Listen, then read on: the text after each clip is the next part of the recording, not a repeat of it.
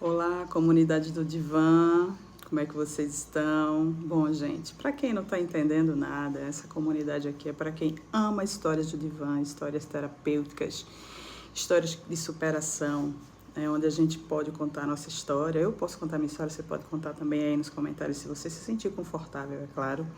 Mas eu estou contando a minha história para poder vocês entenderem como é que eu cheguei no Divã. E para isso eu estou contando coisas desde a minha infância, adolescência. Então tem várias histórias já que eu deixei aí no canal. Se vocês tiverem interesse desse tipo de história, vocês podem assistir. E podem clicar no gostei para poder o YouTube entender que essas histórias realmente são interessantes e todas as vezes que eu postar um vídeo novo você já ser notificado, tá bom? Mas vamos para o que interessa. Bom, gente, dando continuidade, chegou a minha adolescência.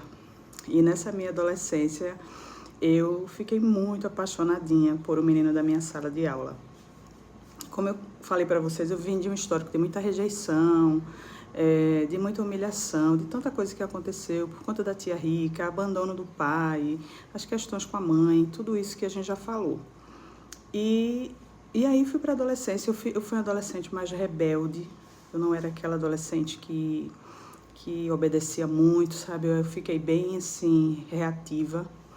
Mas eu nunca deixei de estudar. Estudar para mim era sagrado, até porque eu era criada pelos meus avós e eles não permitiam. A gente aqui no Nordeste é muito forte essa questão de avós, são pessoas mais do interior, são pessoas mais rudes, mais duras, graças a Deus por isso.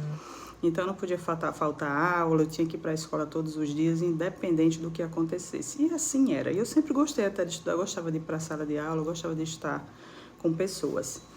Então, eu com 12 anos, eu me apaixonei muito por um menino da minha sala de aula. E eu olhava para ele, eu achava ele assim, aquela paixão de infantil, lógico, né? Não tinha nada de erotismo, esse tipo de coisa, era uma paixão infantil. Então eu olhava para ele e eu pensava assim, meu Deus, eu sou apaixonada por ele. E aí eu fiz uma carta, escrevi uma carta para ele. E ele andava muito com uma menina de dentro da sala de aula, mas essa menina, ela gostava de meninas, não de meninos. Então eu achei que, eu acho que eles não estão juntos, eles são apenas amigos. E eu vou fazer uma carta porque eu preciso que ele saiba que eu gosto dele, para ver se eu tenho alguma chance. E aí eu fiz uma carta muito bonita, gente, me dizendo que eu achava ele muito bonito, que eu estava apaixonada por ele. Enfim, eu não lembro muito mais dessa carta, porque isso já faz um bom tempo, né? Eu tenho um pouco mais de 40 anos, isso. Eu tinha 12 anos, então já tem tempo, né? Mais de 30 anos isso aí. Então eu fiz essa carta e coloquei lá nas coisas dele. Na hora do recreio, todo mundo saía da sala, eu fui lá e coloquei para quando ele voltasse, ele pudesse ler essa carta. E aí, passou, né, o recreio e tudo mais, quando ele chegou na sala de aula, ele começou a ler a carta lá. E foi logo quando ele voltou, o pessoal ainda estava voltando do recreio. E aí ele disse, gente, todo mundo olha para cá. Olha a carta que Neneta escreveu para mim. E ele começou a ler a minha carta, gente. Na frente de todo mundo. E eu fiquei tão constrangida. Aí ele disse assim, aí no final que ele leu a carta, todo mundo sorrindo, olhando para mim, aquela situação horrorosa, bizarra.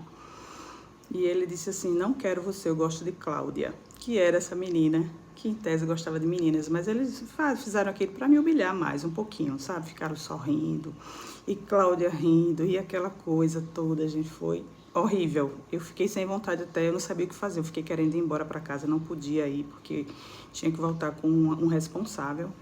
Então eu tive que segurar tudo até o final da aula, até que minha avó fosse me buscar. E eu fiquei muito triste, e aí tudo isso reforçou o quê? O sentimento de rejeição e humilhação, que é um histórico que eu já trazia, que carregava já desde a infância, desde tanta coisa da tia rica que eu falei para vocês, que me humilhava bastante. E tudo isso veio à tona, sabe? E eu fiquei péssima, fiquei sem querer ir para a escola, minha família não sabia do que tinha acontecido, eu não tinha nem coragem de contar. Mas aí lá na minha casa não tinha isso não, eu tinha que encarar aquela situação, porque eu não tinha como não ir para a escola. Então eu precisava voltar e encarar aquilo. E assim eu fiz, voltei, encarei aquilo, os tempos passaram Depois essa Cláudia se aproximou bastante de mim, tentando ser minha amiga, e a gente ficou realmente amiga, sabe, durante muito tempo, até hoje a gente, quando se encontra, é muito bom. E aí ela, ó, não liga pra isso, tal. O pessoal viu que eu fiquei muito abalada, então as pessoas começaram meio que se compadecer depois de tudo que aconteceu. E aí ela, não fica assim não, tá tudo bem, relaxa. E a gente foi ficando amiga. E aí depois de uns anos, esse cara mesmo, eu peguei um abuso dele absurdo, né? Porque eu nunca fui uma pessoa de uma pessoa ficar me humilhando, fazendo coisas horríveis comigo e eu ficar insistindo. Eu não tenho esse perfil. Pra mim, deu. Aconteceu alguma coisa que me desagradou, que foi uma coisa que mexeu muito comigo, que me humilhou, eu tô fora.